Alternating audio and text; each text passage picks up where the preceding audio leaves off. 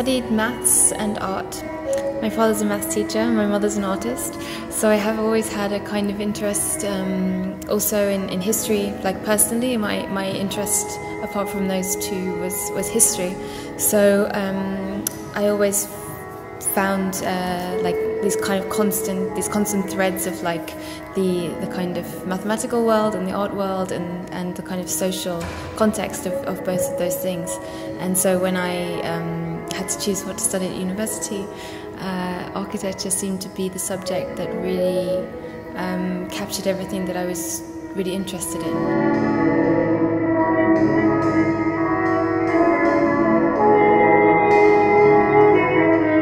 In my first year of architecture school, I discovered architecture magazines, and I didn't know they existed before.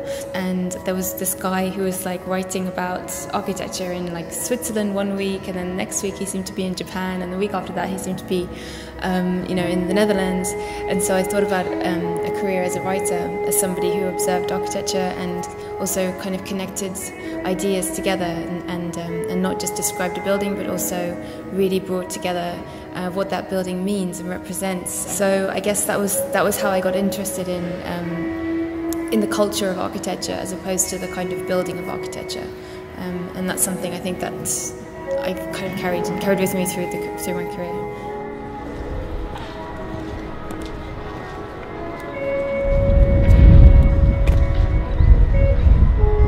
Well, I started with internships. When I was in my first year of architecture, I also was writing about music. I was like writing fanzines about my favourite bands, writing really bad reviews about them.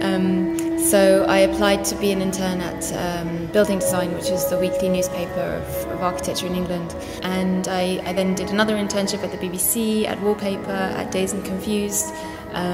Basically any kind of like volunteering experience I took it. And then I got the job at Icon, which was probably the first proper full-time job I had in architecture writing. It was a great kind of journalistic experience for me to work there, and a great way to meet the most important people in architecture, because we got to them every week, every month. My first job as a curator was in China, so that was completely life-changing, really.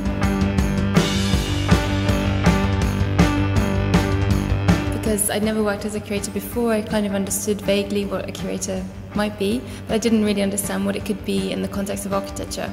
And that was kind of an exciting process for me, to go from writing about architecture and talking about architects, about what they have done, to the idea of maybe I could be the person that makes the things that they do, and I could commission them to do things.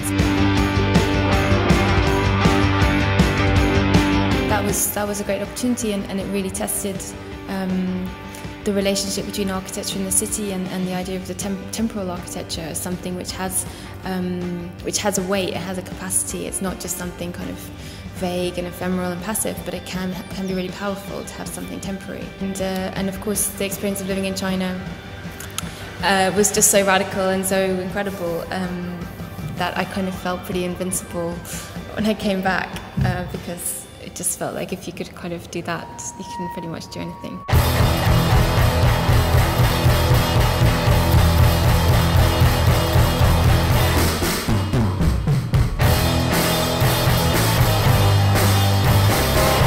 Things like requests came from, can you work at Milan Design Fair? Would you be interested in looking at design? And because I hadn't done very much with design apart from with architecture, I was thinking about, well, how can we make an exhibition about design in the context of Milan Design Fair, which is a very conventional manufacturing commercial environment.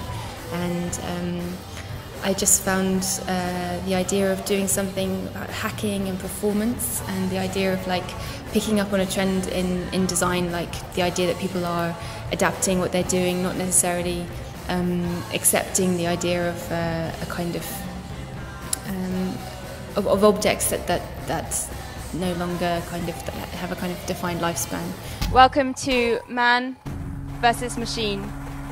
In the man corner, we have Dominic Wilcox. In the machine corner, we have Deep Pink. we did a race between a 3D printer and a guy, like making out of clay. They had this kind of race that was almost like a boxing match, and they, like the 3D printer guys, had like, you know, their robes on, and Dominic Wilcox had his robe on, and they were kind of fighting like who could get the cathedral made first, one out of a 3D printer and one out of a block of clay.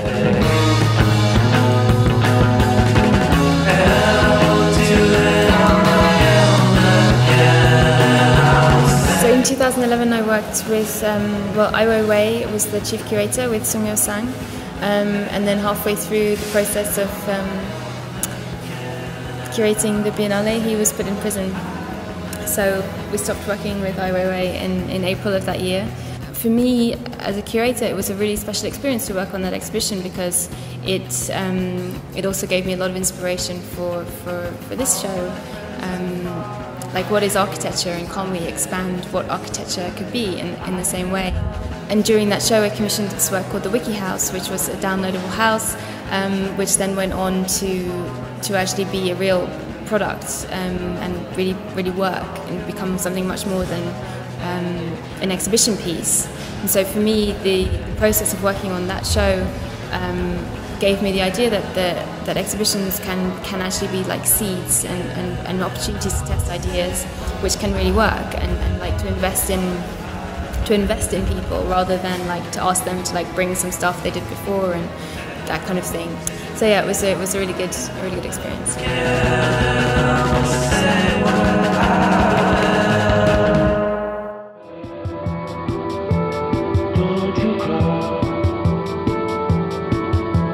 So Closer is an exhibition, or a series of exhibitions, which tries to reframe architecture and architectural discourse. So moving away from the idea of architecture as a series of buildings and designs into a much broader, more expansive architectural culture. We have these associated projects, people funding stuff on Kickstarter, people like, we're coming, you know, with my, you know, whatever kind of suitcase full of stuff in the EasyJet flight, and we're coming and we're going to do something, and we want to be part of it. So I think it's going to have a kind of festival feel, in that sense that actually we're just going to do it anyway.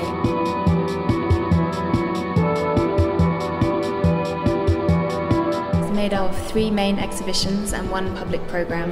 We're also putting on a number of competitions and open calls to engage with the public. Instead of having all of our talks in theatres and conference halls, we're having all of our public program in public space, in squares around Lisbon. We have people coming from Mexico, institutions in Mexico City, institutions in New York City, institutions from all over Europe, actually, like really great ones, who